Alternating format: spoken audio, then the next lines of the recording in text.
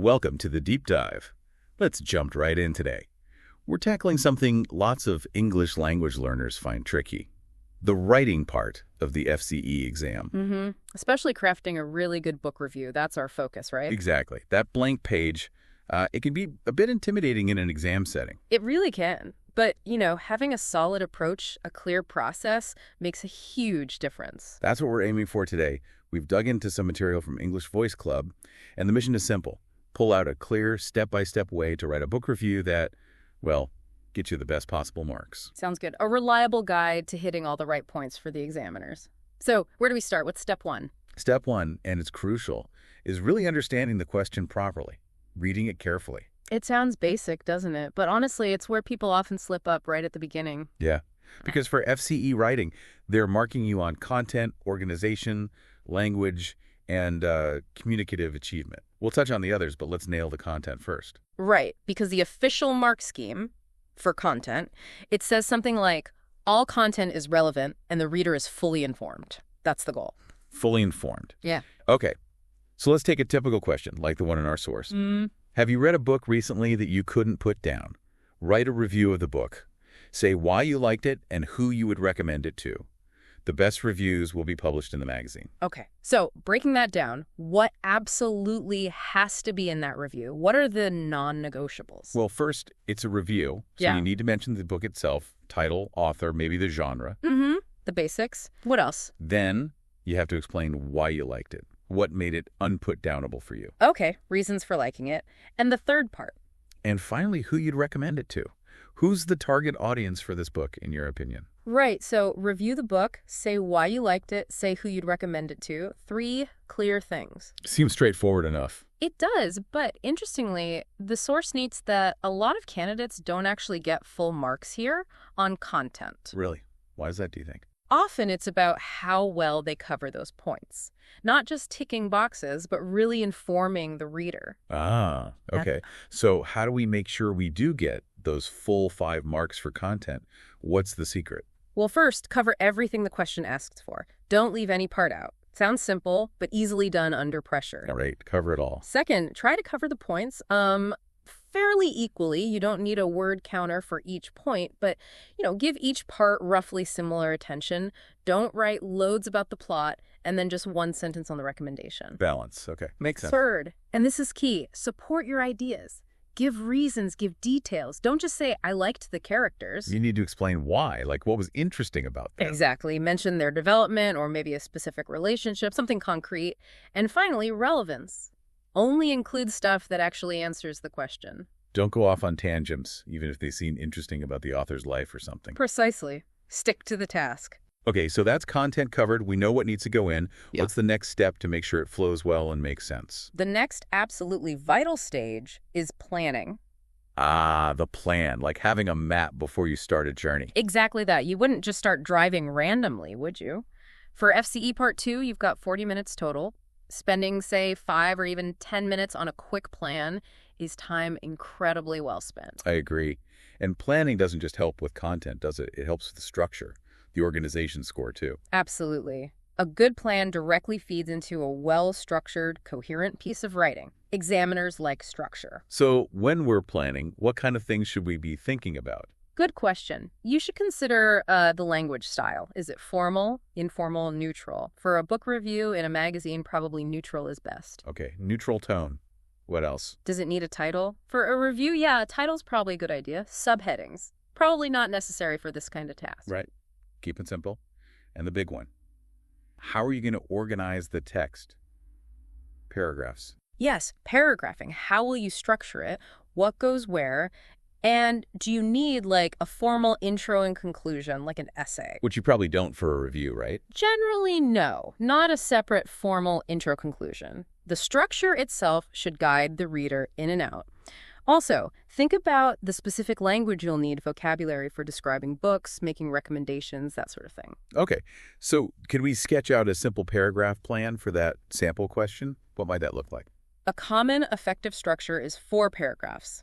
Para 1, basic info title, author, genre. Got it. The essentials. Para 2, briefly what happens, a little summary, but crucially, no major spoilers. Good point. Keep the mystery. Para 3, why you liked it. This is where you bring in your reasons, your examples, those details we talked about. The core of the review, really. And Para 4, the recommendation. Who would enjoy this book and why them specifically? That sounds very clear. Intro, summary, reasons, recommendation. Yeah, it's a solid framework, but as you hinted earlier, it's not the only way. Right. The main thing is having a structure in your head that makes sense and covers all the points, with sort of one main idea per paragraph. Exactly that. Clarity is key. And to make the plan really useful, jot down keywords for each paragraph. Ah, like memory prompts. So if we were doing breakfast at Tiffany's. Yeah, under basic info, you might write Tiffany's Capote Novella NYC, 1940s. Under why liked, Holly Golightly, complex character, style, dialogue. Just quick notes. Just enough to guide you when you actually start writing, not full sentences. Precisely. Keep it brief, keep it focused. Okay, solid plan in place. We understand the question, we've mapped it out. What's step 3? Step 3 is, well, writing it. Bringing that plan to life. Putting pen to paper or fingers to keyboard. And remembering the word count, right? 140 to 190 words for FCE. Yes, definitely keep that range in mind. It's worth practicing writing tasks and actually counting the words sometimes, just to get a feel for how long 190 words looks and feels like. Yeah, good practice. So you don't write way too much or too little in the exam. Exactly. And remember, the first version you write, your first draft, it might not be perfect. That's totally okay. Because there's a step 4. Exactly. Step 4, checking. This is so important, but often rushed or skipped. Why is it so crucial? Just fixing typos. It's more than typos, though you should fix those too. Those last, say, 2 or 3 minutes dedicated to checking can seriously boost your score, particularly for the language criteria. Language. What are they looking for there again? Well, the official stuff mentions using a range of vocabulary, including less common vocabulary and a range of simple and complex grammatical forms, and importantly, making only occasional errors. So range and accuracy. Checking helps you improve both. Definitely. We all make slips, especially under pressure. Checking is your chance to catch them, maybe upgrade some vocabulary, make sure things are clear. So what should we be looking for specifically when we check? Like a mini checklist. Yeah, a mental checklist is great. First, quick glance back at the question. Have you actually included everything required? Covered all those content points? Content check, number 1. Then, the mechanics. Punctuation, okay. Grammar correct. Spelling accurate. The technical bits. Then, think about improvement. Can you swap out any really basic common words like good or nice or very for something more specific or interesting? Elevating the vocabulary. Good idea. Have you used linking words and phrases smoothly? Does it flow well? Or does it sound a bit, choppy? Checking the connections. And a quick check, are you roughly within the word count? Right. Good checklist. The source material used an example review, didn't it? What kind of improvements were suggested there? Yeah, it highlighted common things, like forgetting a title altogether. Oops, easy mistake. Or small punctuation things, like an incorrect apostrophe in 1940s. It should just be 1940s, no apostrophe. Details. Repetitive phrasing was another one, saying, who lives downstairs, twice close together. You could vary it, who rents the apartment below, who is a tenant downstairs, just to show more vocabulary range. Okay, avoiding repetition. Using very common words like more difficult, when maybe more challenging sounds a bit better, shows a slightly wider vocabulary. Upgrading the language. Consistency in spelling, like mixing behavior, American, and traveled, British. Need to stick to one or the other. Good point. Consistency matters. Missing linking words sometimes, especially maybe at the start of the final paragraph. Instead of just launching in, use something like overall, or to sum up, or all in all. Probably avoid in conclusion for a review. Sounds a bit too formal, maybe. Yeah, keep the tone right. What else? And little grammar slips, like prepositions. The example had recommend it teenagers instead of recommend it to teenagers. Small error, but checking catches it.